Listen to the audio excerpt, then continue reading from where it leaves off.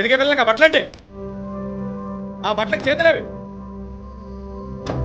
ఆ బట్టలు చూసి రేపు పొద్దున్న నా ఇద్దరు కూతురు అలాంటి బట్టలు కొనమని అడిగితే కొనమంటావా? ఆడపిల్లలు వేసుకునే బట్టలే మన ఇంటి పరువు. వాళ్ళు ఎంత పద్ధతిగా ఉంటే మన పరువు అంత పెరుగుతుంది.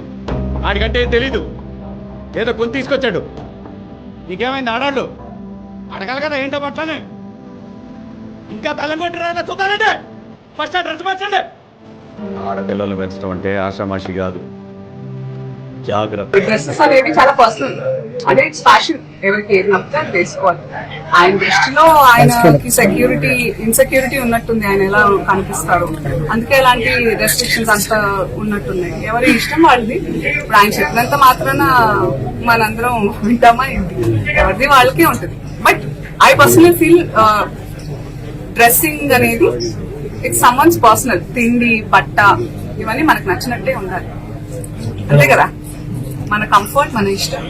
మీకు నచ్చకుండా నేను బలవంతంగా పప్పన్నం పెడితే మీకేంటి, మీకు బిర్యానీ కావాలని ఉంటుంది. అలాంటిది ఏదైనా ఇట్స్ పర్సనల్.